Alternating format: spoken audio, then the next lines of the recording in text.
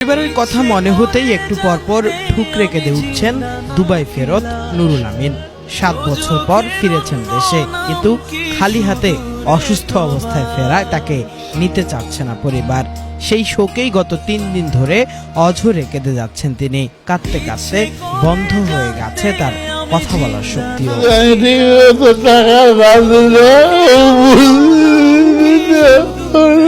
দুবাইতে 1 সপ্তাহ কারাবরণের পর গত 12ই মার্চ দেশে পাঠিয়ে দেওয়া হয় নুরুল আমিনকে। বিমানবন্দরে এসে আর্মড পুলিশ ব্যাটালিয়নের সহযোগিতা নিয়ে কল করেন নিজের স্ত্রীর ফোনে, কিন্তু ওপাশ থেকে জানিয়ে দেওয়া হয় নুরুল আমিনকে নিতে পারবে না পরিবার। বাধ্য হয়ে নিরাপদ আশ্রয়ের জন্য এপিবিএন তাকে পাঠিয়ে দেয় ব্র্যাকের মাইগ্রেশন ওয়েলফেয়ার বিভাগে। সেই থেকেই আশকোনার ব্র্যাক লার্নিং সেন্টারে আছেন তিনি। সেখানে অঝরেই কেঁদে দিন পার করছেন নুরুল আমিন।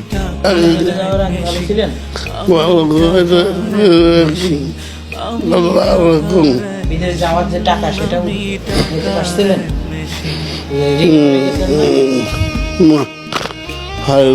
এখনো পারেন না? মেয়ে 2টা আর ছেলে 3টা। বড় ছেলে আছে, সব ছোট ছোট। মেয়েরা বড়, বিয়ে দিছেন?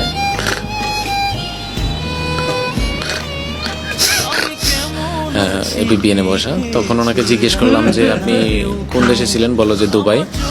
তখন একটু কথা কিছুটাকে বোঝা গিয়েছিল, পরে এখন তো কথা বুঝতেছি না। বললো যে 7 বছর আগে বিদেশ গেছে। ছেলে মেয়ে কতজন? বললো যে 5 ছেলে মেয়ে। তো ওনার ওয়াইফ এর সাথে হচ্ছে যে উনি জেলে যাওয়ার আগে যোগাযোগ করছে, পরে আর যোগাযোগ হয়নি। তো ওখানে 7 দিনের মতো জেলে ছিল উনি। আর এমনিতে জেলে যাওয়ার আগে সুস্থ ছিল, পরে জেলে যাওয়ার পরে অসুস্থ হয়ে যায়, স্ট্রোক পরে এই অবস্থা। যে এটুকুই জানা গেছে ওখান থেকে। এখন উনি তো একটু পরে পরে কান্না করে, হয়তো পরিবারের কথা মনে পড়লে কান্না করে, ছেলে মেয়েদের কথা মনে পড়ে। কিন্তু এখন পর্যন্ত কেউ আমাদের সাথে যোগাযোগ করেনি এরকম যে ওনাকে নিয়ে যাবে বা কেউ আসবে নিতে দেখতে, কেউ যোগাযোগ করেনি ওনার পরিবারে। নুরুল আমিনের দেয়া তথ্য মতে কর্মসংস্থানের উদ্দেশ্যে 2016 সালে ঋণ করে দুবাই যান তিনি, কিন্তু অবৈধভাবে যাওয়ায় সেখানে কাজ না পেয়ে পান বিক্রি করেন। পান বিক্রির টাকায় পরিবার চালানো তো দূরের কথা, সেই ঋণও শোধ করতে পারেননি। এর মধ্যে গত সপ্তাহে দুবাই পুলিশের হাতে ধরা পড়েন তিনি। জেলে যাওয়ার পরই তিনি স্ট্রোক করেন বলে প্রাথমিকভাবে ধারণা করা হচ্ছে। তবে পরিবার গ্রহণ না করায় মানসিকভাবে ভেঙে পড়া নুরুল আমিনের স্বাস্থ্যের প্রতিনিয়ত অবনতি হচ্ছে। সে প্যারালাইজড হয়ে ফিরেছিলেন। এয়ারপোর্ট আর্ম পুলিশ অফিসে নিয়ে আসে এবং নিয়ে আসার পরে তার কাছে যেহেতু কোনো যোগাযোগ ব্যবস্থা ছিল না, তার কাছে কোনো পাসপোর্ট ছিল না, কোনো কাগজপত্র নাই, কিন্তু সে তার ফোন নাম্বারটা বলতে পারে, যে তার পরিবারের ফোন নাম্বারটা বলতে পারে।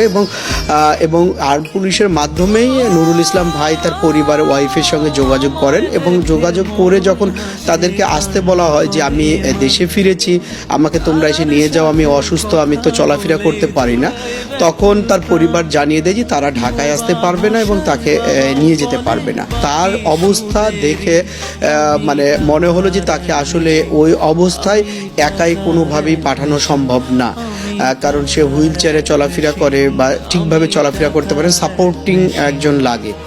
তো ওকে নিয়ে আসার পরে আমরা ব্র্যাকের কাছে রেখেছি, আমাদের সেফ হোমে আছেন। এবং আমরা হচ্ছে যে গতকাল বুধবার আমরা পরিবারের সঙ্গে একাধিকবার যোগাযোগ করেছি, কিন্তু কোনোভাবে পরিবার তারা ঢাকায় এসে তাকে নিয়ে যেতে আগ্রহী না। কোনো উপায়ন্তর না পেয়ে আমরা আজকে বৃহস্পতিবার আমরা আমাদের যে আপনার Chittagong team, BRAC migration team আমাদের ওখানে স্থানীয় প্রশাসনের সঙ্গে যোগাযোগ করে এবং প্রশাসনের মাধ্যমে আমরা তাকে যত দ্রুত সম্ভব নিরাপদে যাতে পরিবারের কাছে পৌঁছে দিতে পারি সেই ব্যবস্থাটুকু করছি। এবং পাশাপাশি তার চিকিৎসা বা অন্যান্য আরও যদি কোনো সহযোগিতা প্রয়োজন হয় আমরা ব্র্যাক মাইগ্রেশন প্রোগ্রাম থেকে করব, এটাও তার পরিবারকে আশ্বস্ত আমরা করেছি। এবং আমরা চাই যে ওনাকে তার পরিবার দ্রুত সময়ের মধ্যে গ্রহণ করবে, কারণ উনি পরিবারে গেলে ওনার মানসিক অবস্থাটাও একটু ভালো হবে এবং হচ্ছে যে তার দেখা গেল যে তার চিকিৎসা সহ যে সকল সহযোগিতাটা ওর আরও মানে নিশ্চিত হবে। ব্র্যাক ও এপিবিএন এর কাছে কাছে স্বামীকে নিতে অস্বীকৃতি জানালেও বাংলা ভিশনের পক্ষ থেকে যোগাযোগ করা হলে তাকে নিতে আসবেন বলে জানান স্ত্রী। দাবি করেন পরিবারে বোঝের কোনো পুরুষ সদস্য না থাকায় ঢাকায় আসতে পারেননি তিনি। অর্থ সংকটে মেয়েদের বিয়ে দিতে পারেননি এবং ঋণও শোধ করতে পারেননি বলেও জানান তার স্ত্রী।